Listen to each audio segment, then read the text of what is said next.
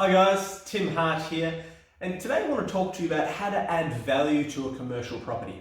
Now you may have seen a previous video I did on how to value a commercial property.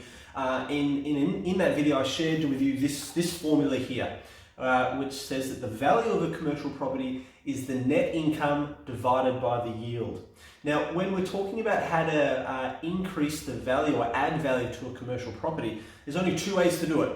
We can either increase the net income or we can decrease the yield. So let's explore those two things. So the first one is increasing the net income.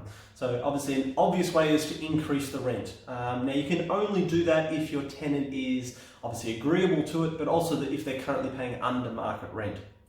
Another way you might be able to do it is actually increasing your lettable area. So if you had a little shopping centre, it might be adding in some space. So adding in, that isn't currently being used. You might put an ATM in there, or one of those movie kiosks, or it might be turning one of the car parks or two of the car parks into one of those drive-through coffee places. So different ways to add lettable area and therefore add income to your property. Obviously another big one is to do a development, obviously build on some more lettable area onto your property, and that will then increase the income and then obviously ultimately increase the value of the property. The other big one is the yield. How can we decrease the yield? Now some of the factors are in your control and some aren't. Okay, we can't control how the local economy is going and what interest rates are doing and all that sort of thing in the marketplace.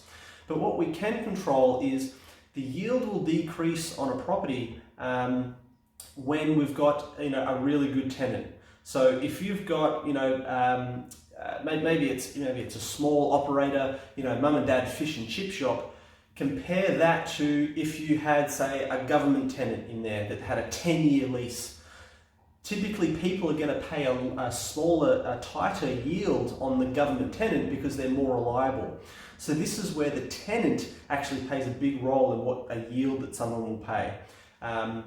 So just think, if you're going to buy a commercial property and it's leased out to mum and dad's fish and chip shop, then you're going to want a higher return than if it was leased to the Australian government or to maybe a bank or something like that. The other big one is the lease expiry. So if you've got a long-term lease in place, that's going to achieve a better yield, and when I say better yield, a lower yield than a property that's got a really, really short expiry. So a property that's going a lease that's going to expire in, say, 6 months' time is not worth as much as a lease that's going to expire in, say, 10 years' time. So the 10-year lease, investors might say, look, I'm happy with just a 5% yield, a 5% return on that property, whereas if it's only got 6 months left, I'm not too sure if the tenant's going to vacate. Hey, I'm going to want a 7 or 8% return on my money to counteract that risk. So they're the two big factors that you need to look at when you're trying to add value, is either increase the income or decreasing the yield that you can achieve. So I hope that helps, and if commercial property investing is something of interest, head over to activepropertygroup.com.au for more information. And as always, thanks for watching.